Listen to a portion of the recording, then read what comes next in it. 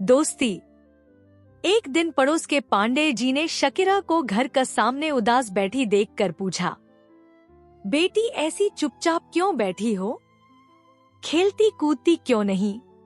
किसके साथ खेलूं uncle? Shakira की बात सुनकर वो खामोश हो गए। इस कॉलोनी में वो अकेली बच्ची थी। कुछ दिनों बाद शर्मा जी पड़ोस में आकर रहने लगे। इनकी बेटी लता शकीरा की सहेली बन गई। शकीरा की तरह वो भी दूसरी जमात में पढ़ती थी। इस साल दिवाली पर शकीरा लता के घर गई तो उससे बड़ा मजा आया। खाने के लिए तरह तरह की नई चीजें थी। लता की मम्मी ने शकीरा को इन नई चीजों के नाम बताए। ये बेसन के लड्डू है, ये चूड़ा, ये करंजी, ये चकली, ये सोनपापड़ी और शक्कर पारे। शकीरा ने कुछ चीजें पहली बार देखी थी। शाम को लता के घर में हर तरफ दिए जल रहे थे। ऊंचाई पर रंग बिरंगे अक्षदीप भी लटका हुआ था। सारा घर जगमग जगमग कर रहा था। मेहताबी जलाते हुए लता ने शकीरा से पूछा, तुम्हारे घर पटाखे क्यों नहीं लाते? मेरे अब्बू कहते हैं पटाखे छोड़ने से हवा गंदी होती है। मेरे पापा भी ऐसा ही कहते हैं। इसीलिए तो इस साल हमारे यहाँ थोड़े से ही पटाखे आए हैं। लता, तुम मेरे घर ईद पर आओगी ना? मेरी अम्मी तुम्हें सेवैया और शीर खुरमा खिलाएगी।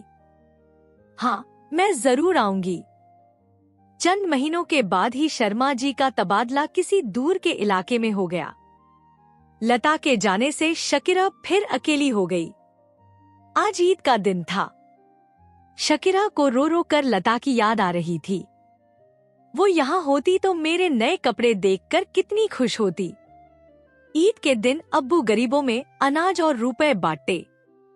शकीरा ने पूछा तो कहने लगे, ये इसलिए कि गरीब लोग भी हमारी तरह ईद की खुशियों में शरीक हो सके। घर में सब नए नए कपड़े पहने खुशबू लगाए घूम रहे थे। किचन से शीर खुरमे की खुशबू कमरे में फैल रही थी। अचानक घर के सामने कार रुकने की आवाज आई और हॉर्न बजता सुनाई दिया। शकीरा और इसके अब्बू ने बाहर निकल कर देखा। शर्मा जी, लता और इसकी अम्मी के साथ खड़े थे।